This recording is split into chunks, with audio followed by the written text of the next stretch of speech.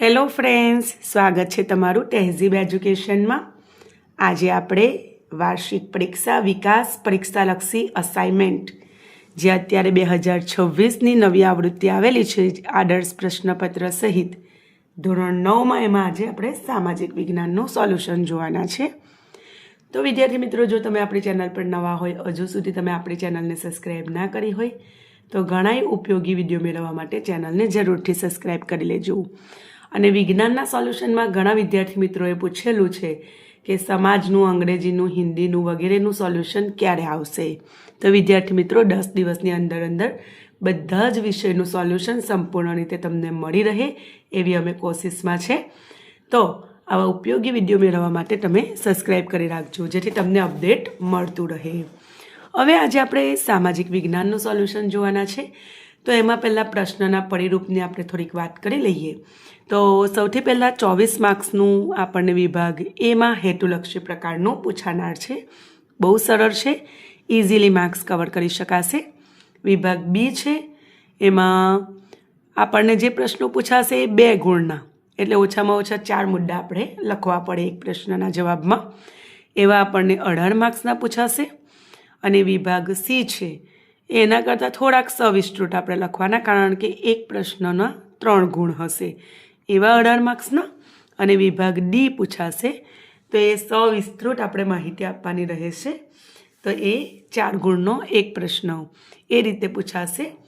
અને રેખાંકિત નકશો પણ છેલ્લે પૂછાશે જે 4 ગુણનો હશે। તો ટોટલ 80 ગુણનું આપણું પેપર હશે। તો પેપર સ્ટાઇલની વાત કરી લીધી, હવે આપણે વિભાગ એનું સોલ્યુશન આજે જોઈ લઈશું। તો વિદ્યાર્થી મિત્રો, વિભાગ એ છે જેમાં હેતુલક્ષી પ્રકારના પ્રશ્નો પૂછાનાર છે 24 માર્ક્સનું। એમાં પ્રકરણ 1 જે પ્રથમ પરીક્ષાના અભ્યાસક્રમમાંથી પૂછાનાર છે, એમાં પહેલું છે ભારત આવવાનો જળમાર્ગ કોણે શોધ્યો? તો વાસ્કો ડ ગામાએ શોધ્યો।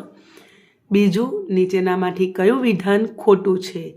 તો પ્લાસીના યુદ્ધથી કંપનીને બંગાળના 24 પરગણા જાગીર મળી, આ ખોટું વાક્ય છે, બરાબર। આગળ ત્રીજું, ભારતમાં પ્રથમ ગવર્નર જનરલ તરીકે કોણ આવ્યો? તો જવાબ આવશે વોરન હેસ્ટિંગ્સ। તો ફ્રેન્ડ્સ, મારું ગળું થોડું ખરાબ છે, અત્યારે બોલવામાં તકલીફ પડી રહેલી છે, પણ હું કોશિશ કરું છું કે તમને જવાબ કહી શકું, તો થોડું એડજસ્ટ કરતા રહેજો। ચોથું છે, અંગ્રેજોએ ત્રીજો મૈસૂર વિગ્રહ કોની સાથે કર્યો? જવાબ આવશે ટીપુ સુલતાન। પાંચમું, ભારતમાં જાહેર બાંધકામ ખાતાની સ્થાપના કોના સમયમાં થઈ? જવાબ આવશે ડેલહાઉસીના સમયમાં થઈ। નીચે આન્સર આપણને આપેલા પણ છે। પ્રકરણ 4નું આપણે જોઈ લઈએ, તો એમાં પહેલું છે બંગાળના ભાગલાના અમલનો દિવસ કયા દિન તરીકે મનાવવામાં આવ્યો? જવાબ આવશે રાષ્ટ્રીય શોક દિન તરીકે। બીજું, ગુજરાતમાં સશસ્ત્ર ક્રાંતિની ભૂમિકા કોણે તૈયાર કરી હતી? જવાબ આવશે અરવિંદ ઘોષે તૈયાર કરી હતી। આગળ જોઈશું। ત્રીજો પ્રશ્ન છે, પરદેશની ભૂમિ પર ભારતનો સૂચિત રાષ્ટ્રધ્વજ સૌપ્રથમ કોણે ફરકાવ્યો? જવાબ આવશે મેડમ ભીખાઈજી કામાએ। ગાંધીજીના રાજકીય ગુરુ કોણ હતા? જવાબ આવશે ગોપાલકૃષ્ણ ગોખલે। કયા સુધારાએ મુસ્લિમોને કોમી મતદાર મંડળો આપ્યા? જવાબ આવશે મોર્લે મિન્ટો। પ્રકરણ 7નું જોઈશું, એમાં પહેલું છે ઈસવીસન 2014માં આંધ્રપ્રદેશમાંથી કયું રાજ્ય અલગ પડ્યું? તેલંગાણા। આગળ, ઝારખંડ રાજ્ય કયા રાજ્યમાંથી અલગ પડ્યું? તો બિહાર। હાલ ઈસવીસન 2016 ભારતીય સંઘમાં કેટલા રાજ્યો અસ્તિત્વમાં છે? જવાબ આવશે 29। નીચેનામાંથી કયા 2 રાજ્યો 7 સિસ્ટર્સમાંના રાજ્યો નથી? તો જવાબ આવશે ઉત્તરાખંડ અને ઝારખંડ।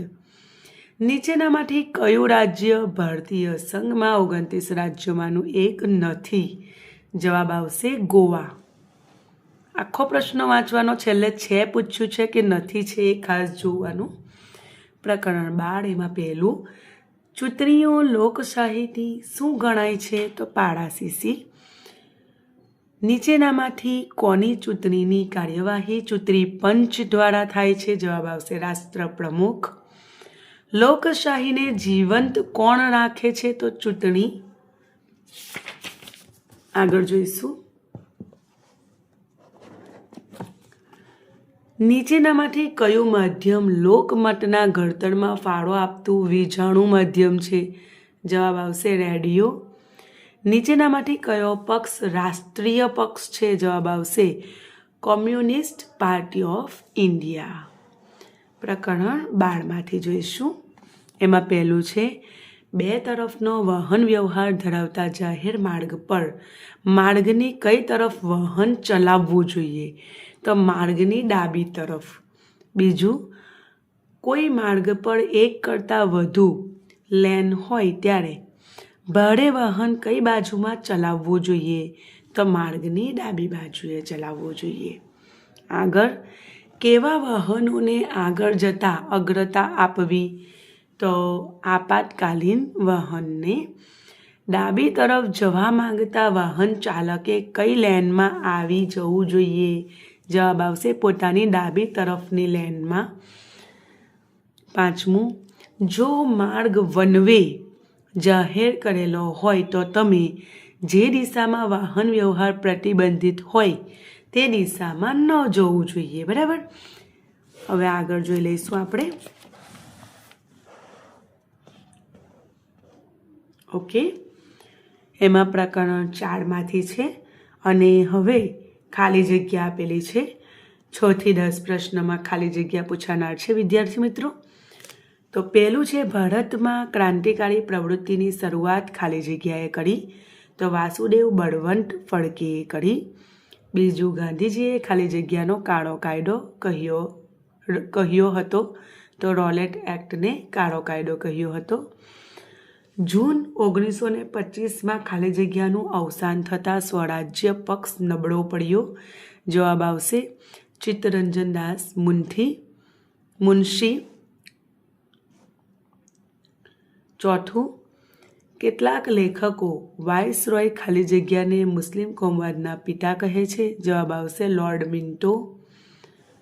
પાંચમું, ગાંધીજીએ ગુજરાતમાં અમદાવાદ ખાતે ખાલી જગ્યા વિદ્યાપીઠની સ્થાપના કરી હતી? જવાબ આવશે ગુજરાત વિદ્યાપીઠની સ્થાપના કરી હતી, જેને આજે આપણે ગુજરાત યુનિવર્સિટીના નામે ઓળખી રહેલા છે. આગળ પ્રકરણ 6માંથી જોઈએ. તો ખાલી જગ્યાના દિવસે સંયુક્ત રાષ્ટ્રો એટલે કે યુનાઇટેડ નેશન્સની સ્થાપના થઈ? તો 24 ઓક્ટોબર 1945. રશિયાએ ખાલી જગ્યા નામના લશ્કરી સંગઠનોની રચના કરી? તો વોર્સો કરાર. ત્રીજું, ભારતના વડાપ્રધાન શ્રી નરેન્દ્ર મોદી અને ચીનના રાષ્ટ્રપ્રમુખ જિનપિંગ વચ્ચે અમદાવાદમાં ખાલી જગ્યા ખાતે સૌજન્યપૂર્ણ મુલાકાત યોજાઈ હતી? તો જવાબ આવશે રિવરફ્રન્ટ ખાતે સૌજન્ય મુલાકાત યોજાઈ હતી. ચોથું, પશ્ચિમ જર્મનીએ આર્થિક અને અન્ય ક્ષેત્રોમાં સાધેલી પ્રગતિ જર્મન ચમત્કાર તરીકે ઓળખાય છે? 11 માર્ચ 1985માં મિખાઇલ ગ્લાસનોસ્ટ સોવિયેટ રશિયાના સામ્યવાદી પક્ષના નવા મહામંત્રી તરીકે સત્તા સ્થાને આવ્યા. વિદ્યાર્થી મિત્રો, કૌંસમાં જવાબ આપેલા જ હોય છે, એટલે કોઈ પણ તમને હાર્ડ વર્ડ હોય તે પણ તમે જો ખાલી એક વખત વાંચ્યું હોય તો પણ સરળતાથી જવાબ આપી શકો. આગળ આપણે જોઈશું પ્રકરણ 11માંથી જોવાના છે. પહેલું છે, ગ્રાહકોની ફરિયાદોના નિવારણ માટે ખાલી જગ્યાની રચના થઈ છે? જવાબ આવશે ગ્રાહક તકરાર નિવારણ ફોરમ. ભારતની સર્વોચ્ચ અદાલત ખાલી જગ્યા શહેરમાં આવેલી છે? દિલ્હીમાં. સર્વોચ્ચ અદાલતના વરિષ્ઠ ન્યાયાધીશોની નિમણૂક ખાલી જગ્યાના ધોરણે થાય છે? તો સિનિયોરિટીના ધોરણે. વડી અદાલત ખાલી જગ્યા અદાલત તરીકેનું સ્થાન ધરાવે છે? તો નજીરી અદાલત તરીકેનું સ્થાન ધરાવે છે. પાંચમું, કૌશિકભાઈની ઉંમર 65 વર્ષની છે, દેવેન્દ્રભાઈની ઉંમર 70 વર્ષની છે અને રવિન્દ્રભાઈની ઉંમર 58 વર્ષની છે. તો આ ત્રણમાંથી વડી અદાલત હાઈકોર્ટના ન્યાયાધીશ કોણ બની શકે? તો રવિન્દ્રભાઈ બની શકે. બરાબર. આગળ પ્રકરણ 16માંથી જોઈ લઈએ. તો દુનિયાનો સૌથી વધુ વાર્ષિક વરસાદ ખાલી જગ્યામાં પડે છે તો ચેરાપુંજીમાં. શિયાળા દરમિયાન ક્યારેક થતી વર્ષા રવિ પાકને ફાયદાકારક હોય છે. ખાલી જગ્યા ભારતની મહત્ત્વની ઋતુ છે તો ચોમાસું ભારતની મહત્ત્વની ઋતુ છે. ઓક્ટોબર હીટ ગુજરાતમાં ખાલી જગ્યા નામે જાણીતી છે તો જવાબ આવશે ભાદરવી તાપ તરીકે જાણીતી છે. અને 21મી જૂને સૂર્યના કિરણો ખાલી જગ્યા પર લંબ પડે છે તો કર્કવૃત પર લંબ પડે છે. પ્રકરણ 20માંથી જોઈ લઈએ. તો ભૂકંપથી બચવા માટે નવા મકાનો ભૂકંપ ખાલી જગ્યા તરાહના બનાવવા જોઈએ તો પ્રતિરોધક. સુનામી શબ્દનો અર્થ જાપાનીઝ ભાષામાં વિનાશક મોજા એવો થાય છે. હવે આગળ જંગલોમાં લાગતી આગ ખાલી જગ્યા કહેવાય છે દાવાનળ. 13 ડિસેમ્બર 2001ના રોજ 5 આતંકવાદીઓએ દિલ્હીમાં ખાલી જગ્યા પર હુમલો કર્યો હતો તો ભારતીય સંસદ પર. આપત્તિઓ પછીનું ખાલી જગ્યા એક પડકારજનક કાર્ય છે તો પુનઃ સ્થાપન એક પડકારજનક કાર્ય છે. તો વિદ્યાર્થી મિત્રો પહેલાં વૈકલ્પિક પ્રશ્ન પછી ખાલી જગ્યા જોઈ. હવે ખડા ખોટા આ બધી જ વસ્તુમાં ઇઝીલી માર્ક્સ કવર કરી શકાય એમ છે તો તમે ખાસ તૈયારી શરૂ જ કરી દેજો અને લાઈક કરી અને ચેનલને સબસ્ક્રાઈબ કરવાનું બિલકુલ ના ભૂલતા. હવે પ્રકરણ 8માંથી આપણે જોઈ લઈએ. ડૉક્ટર રાધાકૃષ્ણન બંધારણ સભાના અધ્યક્ષ હતા. ખોટું વાક્ય છે. 15 ઓગસ્ટ 1947 ભારતનો પ્રજાસત્તાક દિન છે. ખોટું વાક્ય છે. પ્રજાસત્તાક દિન 26મી જાન્યુઆરી છે. બરાબર. ભારત ધર્મની દ્રષ્ટિએ બિન સાંપ્રદાયિક રાષ્ટ્ર છે. સાચું વાક્ય છે. ડૉક્ટર ભીમરાવ આંબેડકર બંધારણના ખરડા સમિતિના અધ્યક્ષ હતા. સાચું વાક્ય છે. ઈસવીસન 1980ના 45માં બંધારણીય સુધારાથી આમુખમાં બિન સાંપ્રદાયિક શબ્દ ઉમેરવામાં આવ્યો છે તો ખોટું વાક્ય છે. આગળ પ્રકરણ 11નું જોઈ લઈએ. ભારતમાં ન્યાયતંત્ર સ્વતંત્ર નથી. ખોટું. 2 કે તેથી વધુ રાજ્યો માટે એક જ વડી અદાલત પણ હોઈ શકે. સાચું. સર્વોચ્ચ અદાલત દેશના રાષ્ટ્રપ્રમુખને કાનૂની સલાહ આપે છે. સાચું. પોતાના કેસો ચલાવવા માટે ગુજરાતમાં પોતા અદાલતોની રચના કરવામાં આવી હતી. સાચું. લોક અદાલતોના ચુકાદાઓને કાનૂની પીઠબળ પૂરું પાડવામાં આવ્યું. સાચું. એટલે કે ખરું પણ લખી શકો તમે. પ્રકરણ 16 હવામાન એ વાતાવરણની લાંબા સમયગાળાની સરેરાશ પરિસ્થિતિ છે. ખોટું વાક્ય છે. આબોહવા એ લાંબા ગાળાની પડે છે. બરાબર. ભારતમાં વર્ષા ઋતુનો પ્રારંભ સામાન્ય રીતે કેરળથી થાય. સાચું.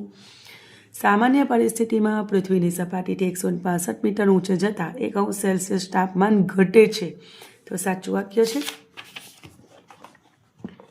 આગળ જોઈ લઈએ. તો ભારતના હવામાન ખાતાની મુખ્ય કચેરી દિબ્રુગઢ શહેરમાં આવેલી છે. ખોટું વાક્ય છે. દક્ષિણ ભારત માટે માર્ચ મહિનો સૌથી ગરમ હોય છે.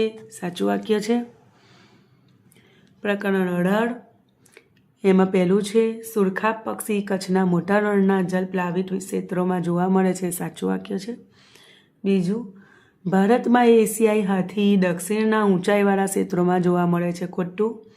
વાઘ ગુજરાતનું રાજ્ય પ્રાણી છે. ખોટું. પોરબંદર પક્ષી અભયારણ્ય ગુજરાતનું સૌથી ઓછો વિસ્તાર ધરાવતું અભયારણ્ય છે. સાચું વાક્ય છે.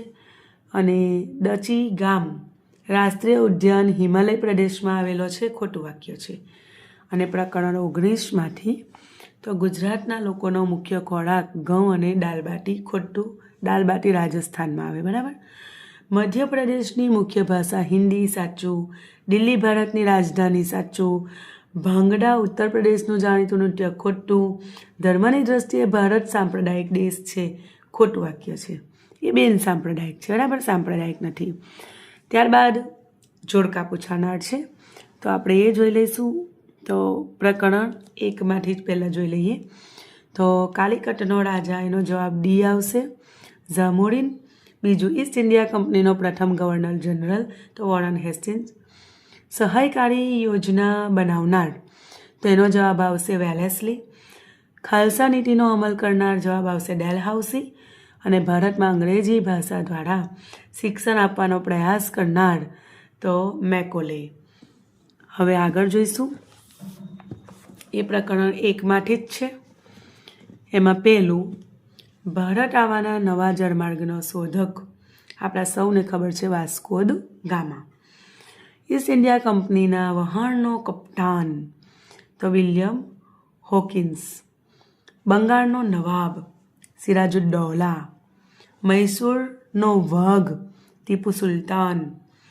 તટસ્થતાની નીતિ અપનાવનારા ગવર્નર જનરલ, સર જ્હોન સોર. બરાબર. હવે આગળ, ઉદાર ગવર્નર જનરલ, તો વિલિયમ બેન્ટિંગ. ભારતીય સમાજ સુધારક, તો રાજા રામ મોહન રાય. મીઠા ઝેર જેવી યોજના, તો જવાબ આવશે ખાલસા. ભારતમાં અંગ્રેજ સત્તાની શરૂઆત, પ્લાસીનું યુદ્ધ. બાળ લગ્ન પ્રતિબંધક ધારો ઘડનાર, જવાબ આવશે ડેલહાઉસી. પ્રકરણ 6માંથી જોઈ લઈએ. હવે પહેલું, એમાં ઈસવીસન 1948માં મ્યાનમાર અને શ્રીલંકા સ્વતંત્ર થયા. ઈસવીસન 1955 એમાં બાંડુંગ ખાતે તટસ્થ રાષ્ટ્રોની પરિષદ યોજાઈ. ઈસવીસન 1961 એમાં અમેરિકાએ ક્યુબાની નાકાબંધી કરી. ઈસવીસન 1964 એમાં ચીને પરમાણુ અખતરો કર્યો. અને ભારતમાં બિન જોડાણની વિદેશ નીતિના પ્રવર્તક કોણ, તો પંડિત જવાહરલાલ નહેરુ. એનો એ જવાબ આવશે, એફ જવાબ. બરાબર, એફ એનો જવાબ આવશે. Okay, next. બીજું, રશિયાએ રચેલું લશ્કરી સંગઠન, વોર્સો કરાર. મધ્ય પૂર્વના દેશોએ રચેલું લશ્કરી સંગઠન, સેન્ટો. પૂર્વ જર્મની પર અંકુશ, સોવિયેટ યુનિયન. જર્મનીના નૈઋત્ય ભાગ પર અંકુશ, અમેરિકા. સોવિયેત યુનિયનનું સૌથી મોટું રાજ્ય, રશિયા. થોડુંક 2-3 વખત વાંચજો વિદ્યાર્થી મિત્રો, તો તમને યાદ રહી જશે. સામે આમ તો જવાબ હશે, તમે 2-3 વખત વાંચશો એટલે ઇઝીલી યાદ પણ રહી જશે. પહેલું, એશિયા ખંડમાં સૌપ્રથમ મેળવેલ આઝાદી, તો એમાં જવાબ આવશે ભારત. ભારતમાં બિન જોડાણની વિદેશ નીતિના પ્રવર્તક, તો એમાં જવાબ આવશે પંડિત જવાહરલાલ નહેરુ. સોવિયેત યુનિયનનું સૌથી મોટું રાજ્ય, રશિયા. પ્રાચીન સમયથી ભારત સાથે સંબંધો ધરાવતું રાજ્ય, શ્રીલંકા. અમેરિકા અને રશિયા, એનો જવાબ આવશે ઠંડુ યુદ્ધ. પ્રકરણ 15માંથી જોઈ લઈએ. પહેલું, ધુઆધાર ધોધ, નર્મદા નદી. દ્વિકલ્પીય નદીઓમાં સૌથી મોટી નદી, ગોદાવરી નદી. સમુદ્રની ભરતીના કારણે રચાયેલું સરોવર, જવાબ આવશે કોલેરુ સરોવર. ભૂગર્ભીય ક્રિયાઓ દ્વારા રચાયેલું સરોવર, તો વુલર સરોવર. ને ગંગા અને બ્રહ્મપુત્રનો સંયુક્ત પ્રવાહ, જવાબ આવશે મેઘના. ઓકે, ચાલો હવે આપણે આગળ જોઈ લઈએ. સિંધુ નદીની એક શાખા નદી, જવાબ આવશે સતલુજ. ગંગા નદીની એક શાખા નદી કોસી. દક્ષિણની ગંગા, ગોદાવરી નદી. ચિલ્કા સરોવર, લગુન સરોવર. ખારા પાણીનું સરોવર, સાંભર. ઓકે, આગળ. તો દ્વિકલ્પીય નદીઓ માટે મુખ્ય જળ વિભાજક, તો જવાબ આવશે પશ્ચિમ ઘાટ. સિંધુ નદીની એક શાખા, બિયાસ. ગંગા નદીને મળતી એક નદી, યમુના. બાંગ્લાદેશમાં ગંગાનો પ્રવાહ, પહમા. ગંગા અને યમુનાનું સંગમ સ્થળ, તો અલ્હાબાદ. પ્રકરણ 17માંથી જોઈએ તો ઉષ્ણકટિબંધીય વરસાદી જંગલો, તો મેહોગની, અબનુસ, રોઝવુડ, જવાબ આવશે. બરાબર. ઉષ્ણકટિબંધીય ખડાઉ જંગલો, તો સાગ, સાલ, ચંદન. ઉષ્ણકટિબંધીય કાંટાળી વનસ્પતિના જંગલો, તો થોડ, બાવળ, બોરડી. નામ જોઈને વાંચીને જ આવડી જાય કે આ જવાબ આવે, હે ને, કાંટાળી એટલે. શંકુદ્રુમ જંગલો, દેવદાર, પાઇન, સિલ્વર ફર. અને મેંગ્રોવ જંગલો, તો સુંદરી ને ચેર. અને વિદ્યાર્થી મિત્રો, હવે આપણે તફાવતમાં છેલ્લો તફાવત છે, તો એમાં તોપલા, રમકડા, ગૃહ સુશોભનની બનાવટ તો વાંસમાંથી થાય, ટર્પેન્ટાઇનની બનાવટ ચીડમાંથી થાય, પછી પતરાના પડિયાની બનાવટ તો એ ખાખરામાંથી થાય, તો એ જવાબ આવશે. કાંઠાની બનાવટ ખેડમાંથી થાય, આપણે જે કાંઠો લગાવે છે ને પાન પર. શરદી, ઉધરસ, તાવ વગેરેમાં ઉપયોગી વનસ્પતિ તુલસી. આ બધાને જ ખબર હશે. તો હવે આપણે 1-2 વાક્યના પ્રશ્નોના જવાબો જોઈ લઈએ. એકંદરે સરળ છે આ વિભાગ, ઇઝીલી માર્ક્સ કવર કરી શકાશે. વિદ્યાર્થી મિત્રો, તમે વાંચન શરૂ કરી દેજો.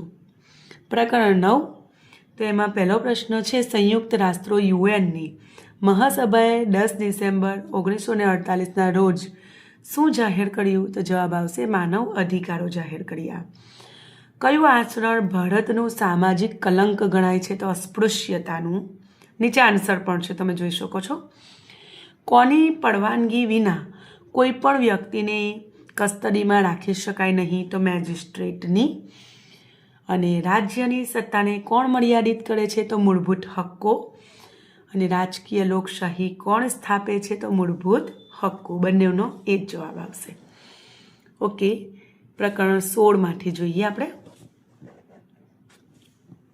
પહેલું, પૃથ્વીના ઢળી નમનને કારણે શું થાય છે? તો ઋતુઓ થાય છે. બરાબર.